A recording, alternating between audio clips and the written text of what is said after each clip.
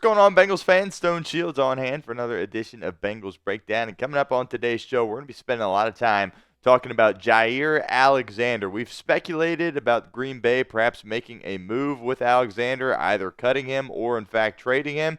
And today the news is official. Jaire Alexander has been cut by the Green Bay Packers. It took the Green Bay a little bit of time here to come up with this decision. It's kind of dragged out a little bit. Obviously, we're sitting here on June 9th today, so this was not something that was made overnight. It was kind of a drawn-out process, but ultimately Jaire Alexander has been cut by the Green Bay Packers, and I would assume there's going to be suitors all over the league that are interested in his abilities to perhaps come to their football team and help them out. Talk about Cincinnati, how that relates here in a second. But if you want the Bengals to sign Jaire Alexander, show it by liking today's video for me right now. As we'll get into, I think it'd be a great idea for Cincinnati to sign him. But if you want the Bengals to sign him, hit that thumbs up icon for me right now. So both sides tried to reach terms on a reconstructed contract, but failed to do so. If you remember, at one point, Jaire Alexander was made the highest paid cornerback in the National Football League by the Green Bay Packers. And then obviously hasn't necessarily been living up to that over the past couple of years. And injuries really is the main reason as to why that has been the case. Last year, Jaire Alexander only had 16 tackles, was still able to get 7 PBUs and 2 interceptions in limited time out there on the football field. And I think the Bengals certainly could use a veteran corner, as we'll get into on today's show, something Cincinnati really hasn't had very much of on their roster right now, obviously with Mike Hilton departing, and just a lot of youth in that room. And Jaire Alexander certainly could bring some experience to the Cincinnati Bengals cornerback room. Leads us to the pinned comment of today's show. Would you sign Jaire Alexander? Be honest with me in the comments section. Type Y for yes or N for no.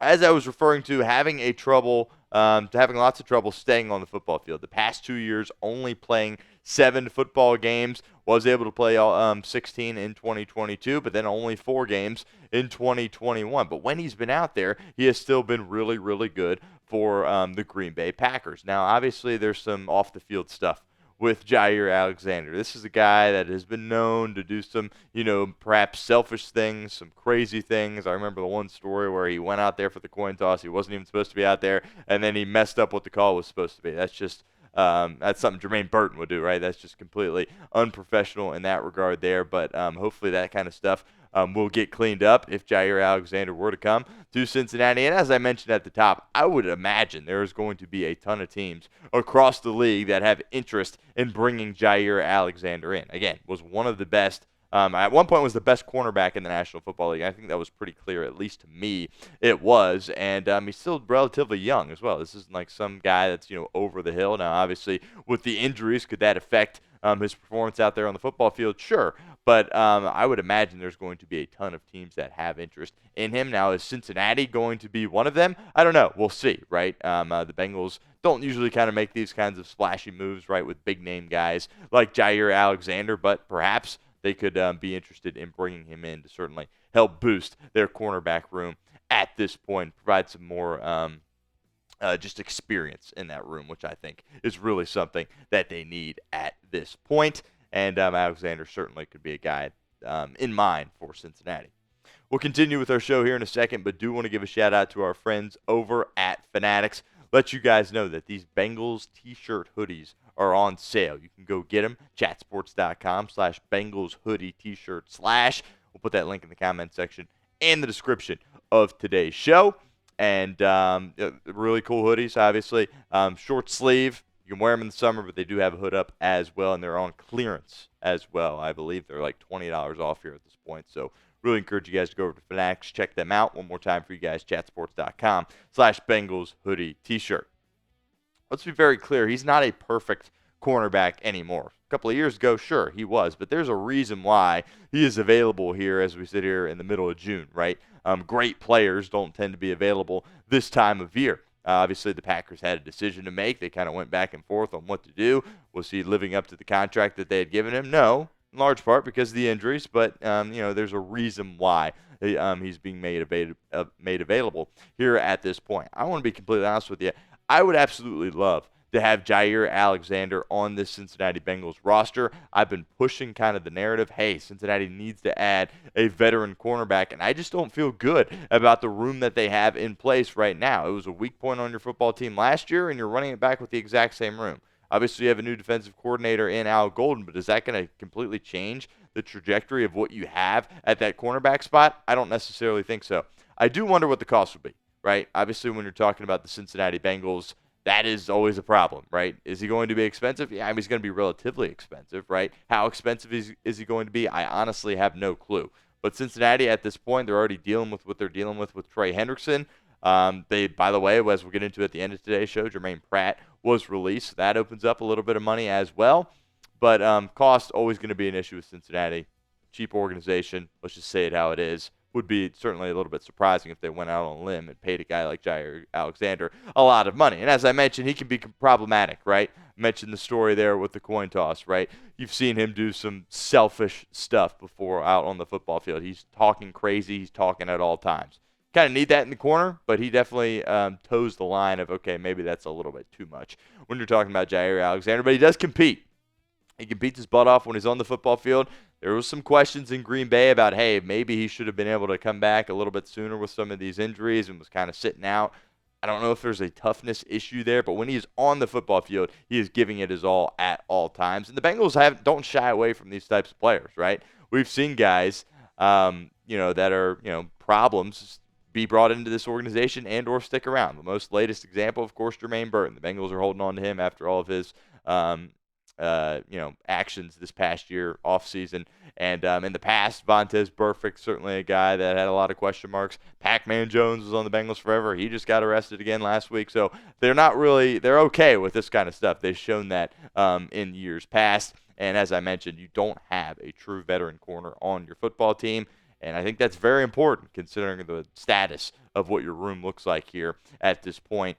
You got a lot of youth in the room, right? You're going to need Cam Taylor-Britt to really step up. You're going to need DJ Turner, Dax Hill, and you really have question marks on where those guys are going to play, right? As we saw, Cam Taylor-Britt was getting some work in at that nickel spot, and we haven't seen him really play nickel. DJ Turner, where's he going to line up? Josh Newton, they think they have something good in their fifth-round pick from TCU last year. So all of that is certainly something to consider when you're talking about the Cincinnati Bengals at that cornerback spot. But as I mentioned, think it would be great to get Jaire Alexander in this building. And that really shows the rest of your team and the fan base that, hey, you are going all in here in pursuit of a world championship if you bring in a player like Jaire Alexander.